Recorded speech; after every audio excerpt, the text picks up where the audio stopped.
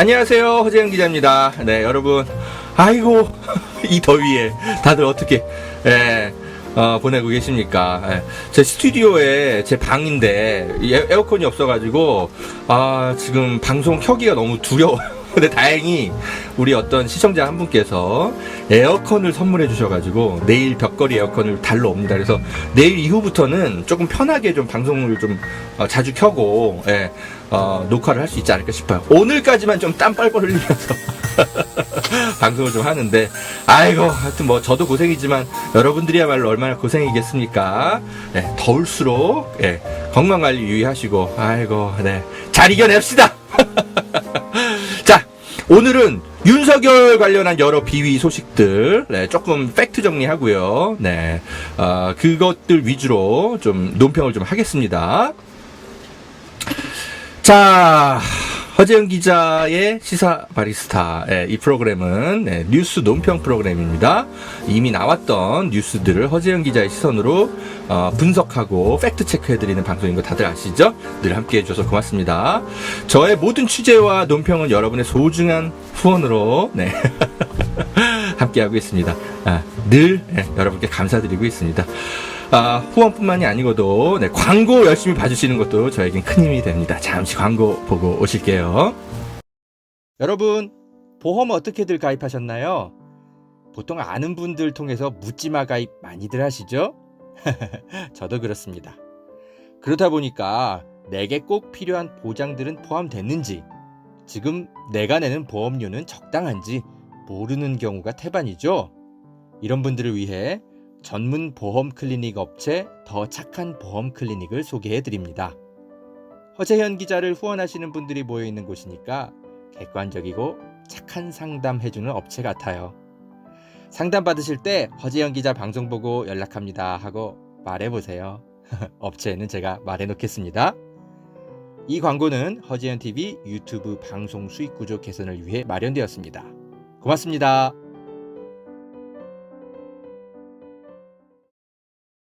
여러분, 산삼도 이제 저렴하게 드실 수 있는 시대라는 것 아셨나요?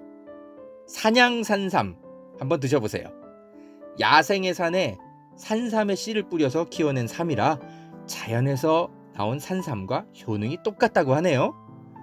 7년근 산삼을 산에서 직접 캐어 원액으로 만든 산삼 2박스를 허지연TV 구독자들에게만 36만원에 판매한다고 합니다. 한 박스 아니고 2달치 먹을 산삼이 2박스에 36만원인 겁니다. 물론 36만원 적은 비용은 아니지만 여러분, 홍삼이 아니고 산삼입니다. 홍삼과는 또 다른 차원의 면역력 강화를 느끼실 수 있을 겁니다. 구매하실 수 있는 링크는 유튜브 댓글란 상단에 올려둘게요. 이 광고는 허재현TV 유튜브 방송 수익구조 개선을 위해 마련되었습니다. 고맙습니다.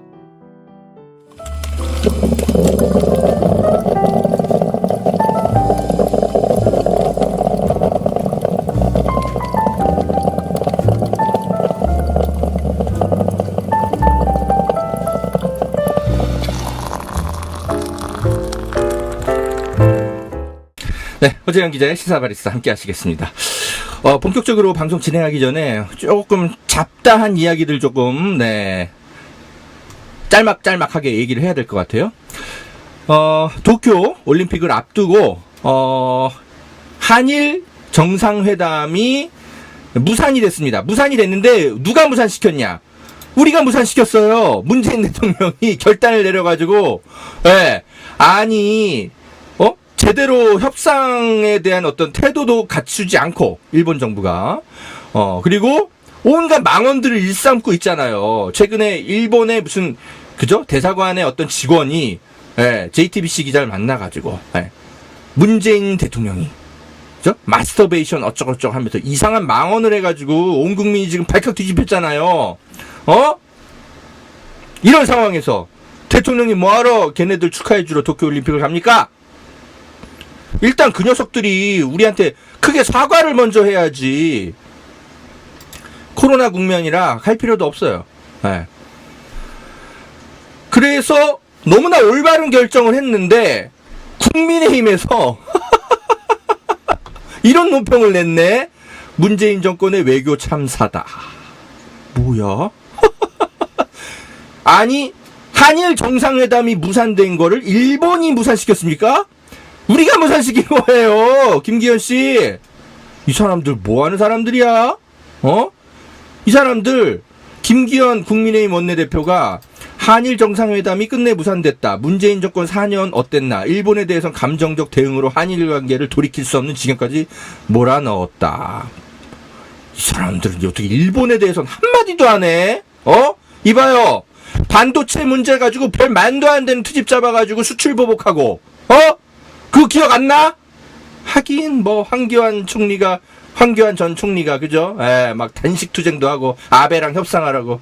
아이고, 그랬던 당에, 일원들이니까. 참, 어떻게 일본에 대해서는 단 한마디도 하지 않고, 무조건 문재인 대통령만 헐뜯고 있어. 당신들 조국이 어딘지 내가 알고는 있지만, 진짜 이렇게까지 본색을 드러내면 너무한 거 아니니?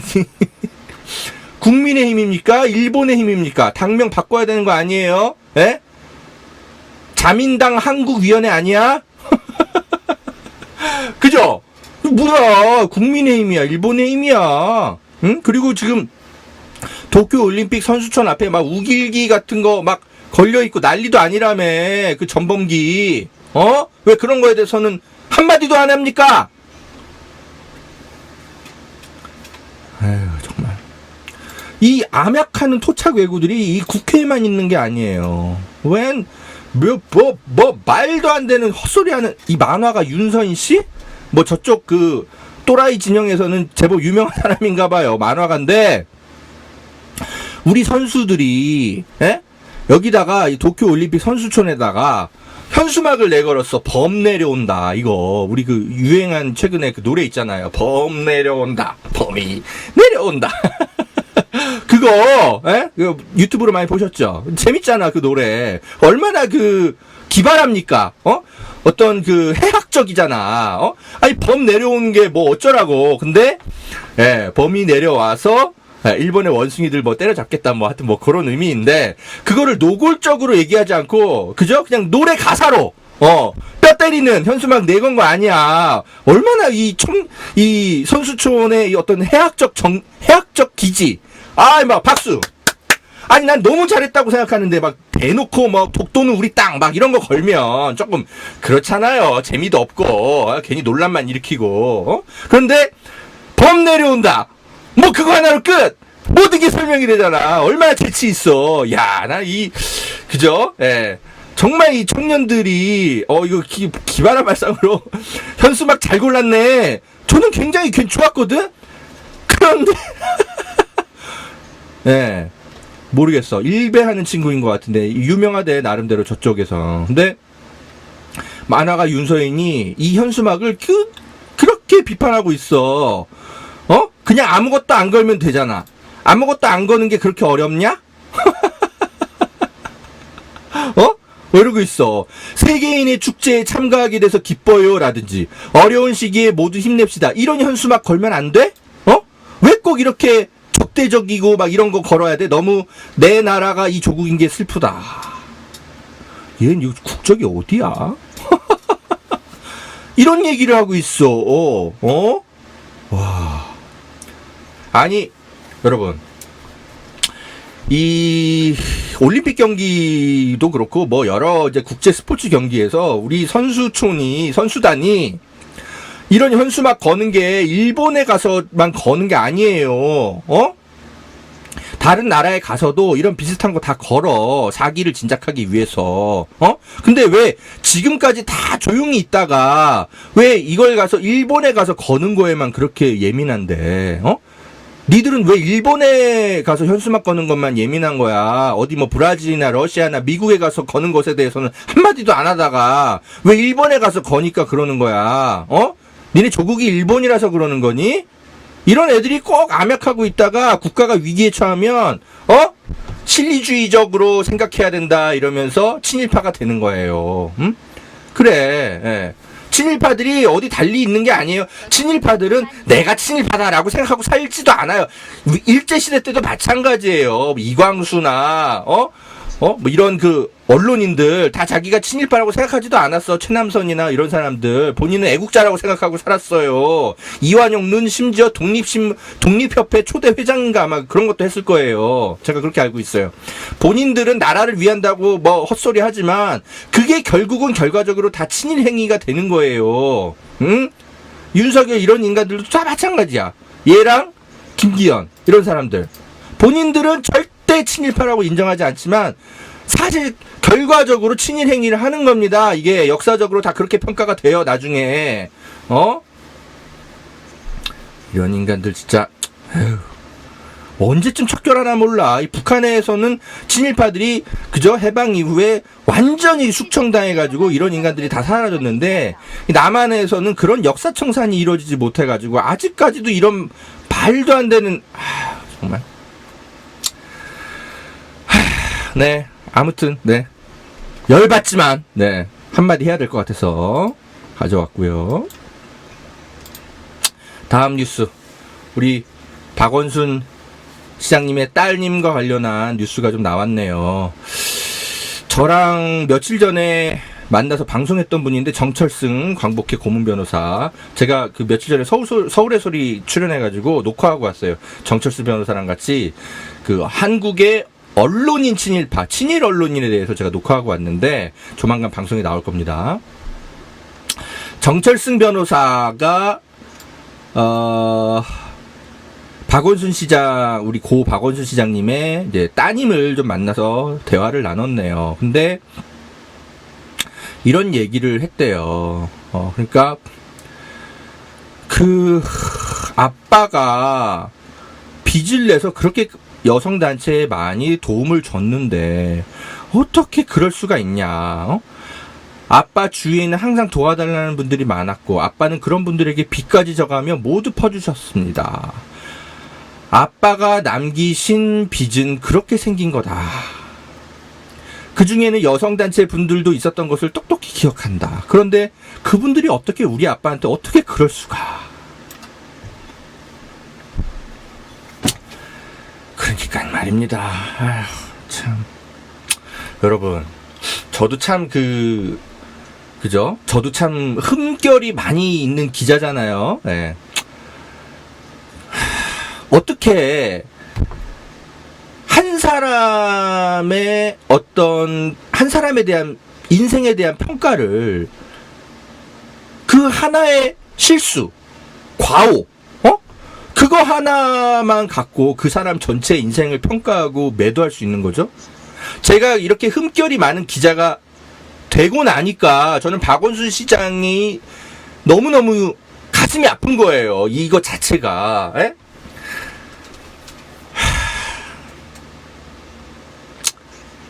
제가 박원순 시장을 뭐 맹목적으로 두둔하진 않겠어요. 어쨌든 마지막에 아주 사소한 제가 볼 땐 사소한 건데 부적절한 뭐 그래 말실수가 됐든 뭐가 됐든 뭐 그 정도. 예. 여기서도 만만치 않게 부적절한 행동을 한 거 아니에요. 그러나 어쨌거나 박원순 시장이 훨씬 권력에 우위가 있는 사람이니까 조심하셨어야지. 그래 잘못했다 쳐. 그거 하나가 박원순 시장 인생 전체를 다 그냥 매도시킬 정도의 그렇게까지 큰 잘못입니까? 여성단체 여러분. 저는 박원순 시장 따님이 이런 얘기하는 거에 너무 공감해요. 한겨레 기자들도 마찬가지야. 우리 후배들아. 한겨레가 여기 지금까지 있기까지 박원순 시장이 얼마나 많은 도움을 줬니? 언론 개혁을 위해서. 왜 그런 거에 대해서는 같이 평가를 안 해? 지금 누구도 박원순 추모재단을 만들어야 된다는 얘기를 입 밖으로 꺼내질 않아요. 저 빼고는. 저랑 몇몇 사람들 빼고는. 왜 박원순 추모재단을 못 만들어? 노회찬 재단도 있는 거 아니에요? 노회찬 추모재단도 있어요. 우리 노회찬 의원이 뭐 때문에 돌아가셨어요? 부정부패, 그 뇌물 받은 거, 그것 때문에 수사받다가 괴로워서 돌아가신 거 아니에요? 아니, 잘못해서, 잘못된 건 잘못된 거대로 평가받고, 그 사람이 평생에 걸쳐서 우리 사회에 기여한 공에 대해서는 인정할 건 인정하고, 공과 사를 균형 있게 바라보면서 평가하면서 추모하면 되는 거지, 노회찬 추모재단처럼 그렇게 만들면 될 거 아니에요? 왜 박원순 추모재단은 입 밖에도 꺼내선 안 되는데 너무하는 거 아니야?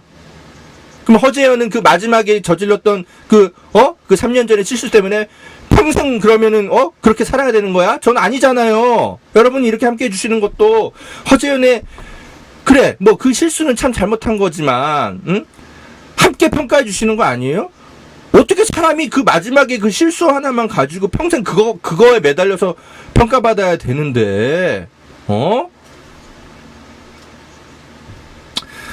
제가 이 박원순 시장 따님을 만났던 이제 몇몇 다른 분들을 좀 알고 있어요. 근데 하여튼 얘기를 전에 듣기로는 이 정철순 변호사 말고도 제가 얘기를 들은 게 있는데,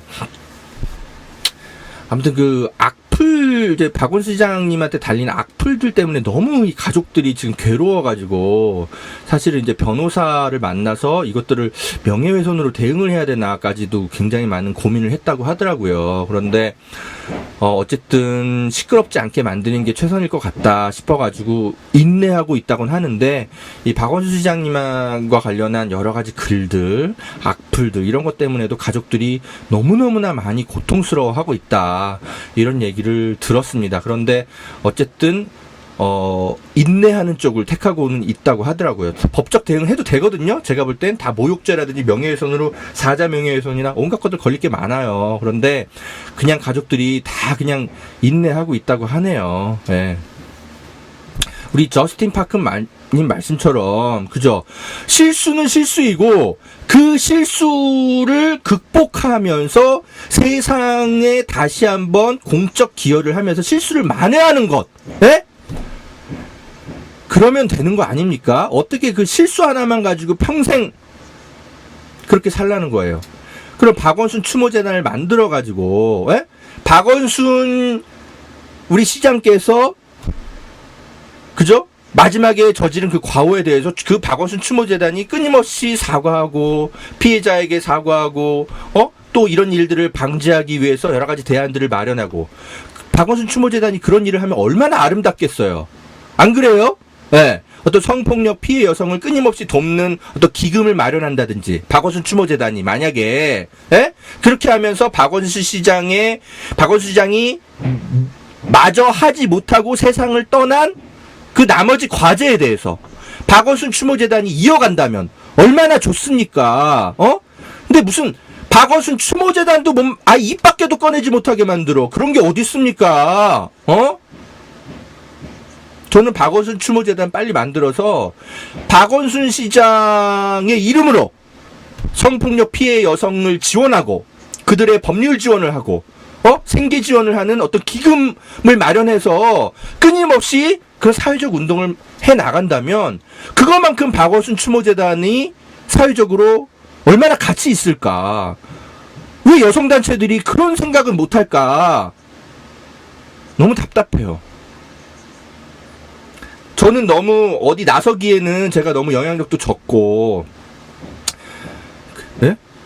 과오도 많은 기자라 제가 나설 수는 없지만 정말 좀 누군가가 좀 나서서 박원순 추모재단을 만들자고 좀 해줬으면 좋겠어요. 그럼 제가 발기인이 됐든 뭐 후원자들을 모으든 제가 뭐라도 기여하고 싶어요. 왜?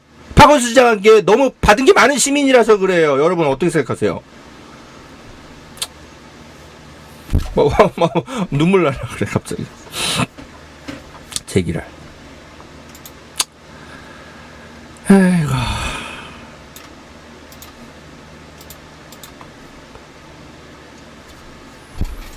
김근식 씨의 헛소리. 네.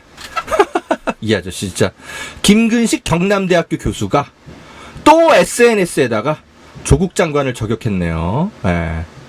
관종놀이, SNS 관종놀이 그만하고 그대는 주 52시간이라도 일 좀 하라. 그러니까 이 윤석열의 120시간 이제 노동 할 수 있어야 된다. 요 발언을 조국 장관이 비판하니까 김근식 씨가 또 막 이런 헛소리를 하네. 요 얘기만 드릴게요. 김근식 교수님, 네. 조국 교수가 쓴 논문들의 인용률이, 대학 교수들 중에, 1, 2위를 다투는 거 알고는 계십니까? 학문적 업적이 조국 교수는 어마어마하다고요. 김근식 교수님, 본인이 쓴 논문은 몇 개나 됩니까? 예. 그 논문의 인용률은 몇 개나 돼요? 예. 아니, 누구한테 주 52시간 일하라고 그러는 거야. 조국 교수의 학문적 업적에 따라가지 못하면 함부로 SNS를 하지 마. 본인이야말로 SNS 관종 같은데, 예? 조국 교수는 지금 좀 큰일을 좀 치르고 있고, 그리고, 법무장관을 하면서 우리 사회에 어떤, 그죠? 공적 의무를 다하느라고 한동안 연구를 좀 못했지. 그건 우리 사회의 발전을 위해 희생한 거 아니에요. 검찰개혁을 위해서. 우리가 일을 맡겼어. 그래서 논문을 한동안 못 쓰고 서울대에서 강의도 못한 거예요. 그건 우리 사회가 그렇게 만든 거 아니에요. 어쩌라고. 근데 당신은 우리 사회가 뭐 맡긴 게 있어? 당신이 좋아가지고 그냥 국민의힘 송파병 당협위원장 하고 있는 거 아니에요. 그래서 연구도 안 하고 논문도 안 쓰고 있는 거 아니야. 당신이 쓴 학술 논문의, 논문 인용률은 몇 프로인데, 아니, 어디서 깜도 안 되는 사람이 퍽 하고 뛰어나와가지고, SNS 관종 짓은 지가 더 하고 있으면서 진짜. 김근식 씨, 그대로 반사. SNS 좀 관두고 52시간 일이라도 좀 하세요. 논문 좀 써. 진짜. 조국 교수는 이미 너무 많이 썼어. 왜? 정말. 내가 볼 때 이 사람 그냥 열등감 때문에 그러는 거야. 서울대학 교수가 못 돼가지고 법무장관 같은 거 무슨 내각의 입각 이런 걸 해야 되는데 기껏해야 송파병 국민의힘 당협위원장이야. 이 열등감 때문에 저러는 것 같아. 근데 저런 인간들의 말을 왜 언론이 계속 이렇게 대문짝만하게 걸어주는지 몰라. 댓글만 1370개가 달렸어. 이런 헛소리에. 왜 우리가 이런 걸 계속 보고 살아야 되냐고요. 열받아.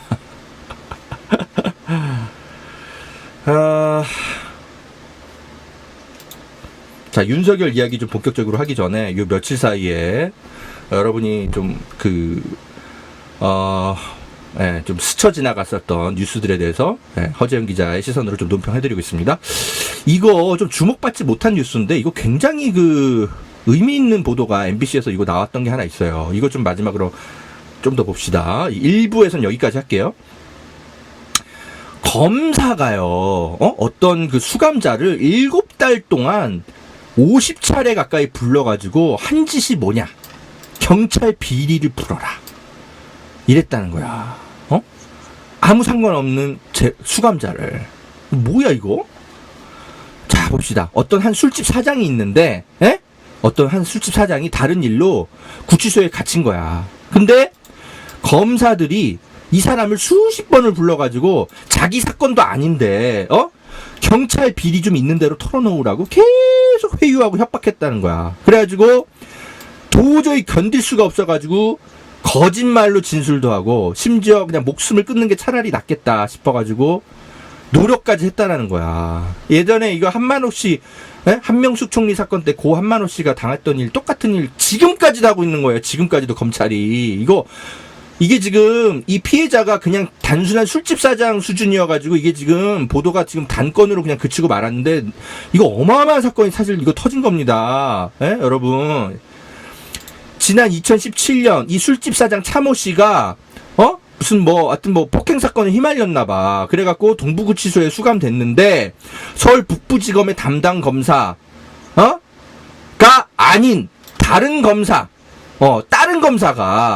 갑자기 이 사람을 불러내기 시작했대. 그래가지고 경찰 윗선을 2-3명 불어라. 밑에 사람 10명 정도 얘기해주면 우리가 당신 그 폭행 사건 이거 다 해결해 주겠대. 그래가지고 2017년 1월부터 8월까지 7달 동안 무려 49차례 한 번 검찰청에 갈 때마다 3명의 검사가 번갈아 조사했다네. 와. 그래서 어디 경찰서 어디 형사과 누구랑 술 마시고 돈 줬다고 해라. 불어라. 제가 거짓말로 누군가를 또 해코지를 해야 이 상황이 끝나겠구나. 그러니까 이제 술집 사장이니까 경찰과의 관계가 돈독할 거라고 예상을 하고 계속 불어라 했다라는 거야. 이 사람은 폭행 사건 때문에 들어온 사람인데 사건과 아무 상관없는 거를 계속 추궁을 한 거야. 왜 그랬을까? 검경 수사권 조정 때문에. 예? 그러니까 경찰 비리를 검찰이 막 폭로를 하고 수사를 하고 그래야 경찰이 공세적으로 못 나오니까 이 수사권 조정에서 검찰이 유리하게 가져가려고 막 이런 거를 일반인을 가지고 이렇게 이잡듯이 검찰이 이렇게 했다라는 거 아니에요. 야, 고위공직자범죄수사처에 고소를 한다고 합니다. 이거 반드시 고소해서 이 검사들 옷 벗겨야 됩니다. 이게 2017년에 벌어진 일이에요. 2017년. 몇 년 되지도 않았어. 진짜 당연히 경찰 개혁도 해야 되는데 이 검찰 개혁이 얼마나 시급한지 이 사건이 단적으로 보여줍니다. MBC 뉴스 홍신영 기자, 이 연락처를 좀 찾아가지고요, 좀 협조를 받아가지고 제가 이 차 씨를 좀 만나보고 싶네. 일단 이 검사들이 누군지 제가 좀 알아야 될 것 같고, 이 가만둬선 안 될 것 같은데. 예. 제보는 MBC, 추가 취재는 허재현. 홍신영 기자님한테 이분 누군지 모르겠는데 제 후배인 것 같은데 한번 연락을 한번 취해서 제가 추가 취재를 좀 하든지 할게요. 이 열받네. 이거 노평하다 보니. 아이고. 그러니까 한명숙 총리 사건 비슷한 게 이런 조작 사건들이 계속 있었던 거야. 지금까지도 벌어지고 있었을 거예요. 최근에 그런 일 있었잖아요. 김봉현 씨 라임 사건에서 강기정만 잡게 하자. 그렇게 막 검찰 쪽에서 회유를 해가지고 김봉현 씨가 시달렸다고 그렇게 해가지고 옥중 편지 써가지고 작년에 난리가 났던 거 아니에요.